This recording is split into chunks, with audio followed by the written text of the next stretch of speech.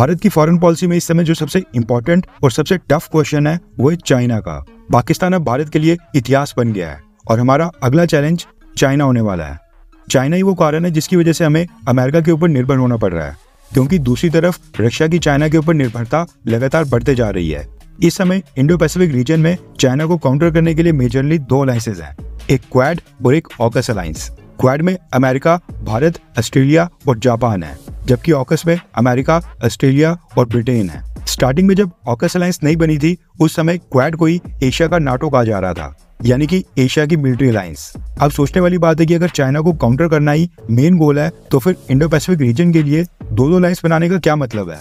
AUKUS में भी तो अमेरिका और ऑस्ट्रेलिया ही हैं और बस ब्रिटेन को ऐड किया गया है, और ये सवाल उठना तो लाजमी है कि ब्रिटेन को क्वाड में क्यों नहीं ऐड किया गया। तो इसके पीछे का सबसे बड़ा कारण है डिफेंस कोऑपरेशन का। स्टार्टिंग में सबको लगा था कि अमेरिका ब्रिटेन के साथ मिलकर ऑस्ट्रेलिया को न्यूक्लियर सबमरीन्स और बाकी वेपन्स बेचना चाहता है, इसलिए ये ऑकस अलायंस बनाई गई है। लेकिन अब धीरे धीरे अमेरिका की पूरी स्ट्रेटेजी सामने आ रही है। ये बात सच है कि अमेरिका चाइना को काउंटर करने के लिए एशियन नाटो अलायंस बनाना चाहता है, इंडो पैसिफिक रीजन की सबसे बड़ी मिलिट्री अलायंस बनाना चाहता है, लेकिन वो अलायंस क्वाड नहीं बल्कि ऑकस अलायंस होने वाली है। भारत अभी तक ऑकस अलायंस का हिस्सा नहीं है, लेकिन अब न्यूज निकल कर आ रही है कि ऑकस अलायंस में अब कनाडा की भी एंट्री होने जा रही है। रेफरेंस लैब की स्क्रीन के ऊपर रॉयटर्स के आर्टिकल का स्क्रीनशॉट है। कनाडा के डिफेंस मिनिस्टर बिल ब्लेयर ने एक स्टेटमेंट जारी की है, जिसमें उन्होंने कहा कि एशिया पैसिफिक रीजन में चाइना का मिलिट्री इन्फ्लुएंस काफी तेजी से बढ़ रहा है। उसको काउंटर करने के लिए कनाडा ऑकस के एक्सपेंडेड वर्जन में शामिल होगा। कनेडियन डिफेंस मिनिस्टर ने आगे कहा कि ऑकस अलायंस को ज्वाइन करने के लिए उनकी सरकार ने ऑकस कंट्रीज के साथ डिस्कशन स्टार्ट कर दी है, यानी कि इसकी अनाउंसमेंट भी बहुत ही जल्द हो सकती है।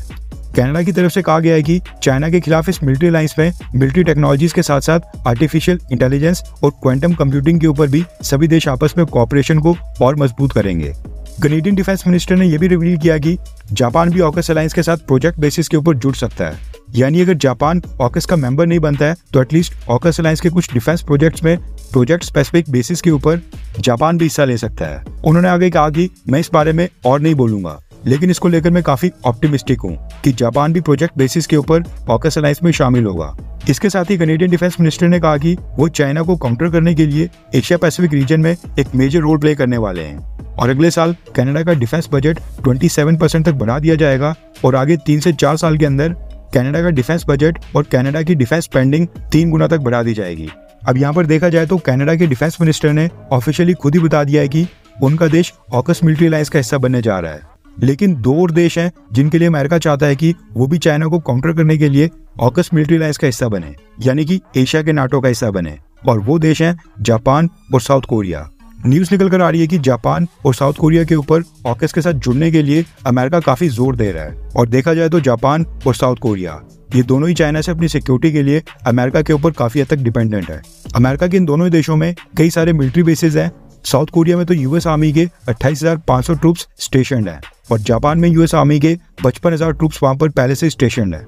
इसलिए हो सकता है कि कनाडा के बाद जापान और साउथ कोरिया अमेरिका के प्रेशर में भी आ जाएं, और ऑकस मिलिट्री अलायंस में भी भारत को छोड़कर क्वाड के बाकी तीनों देश आ जाएं।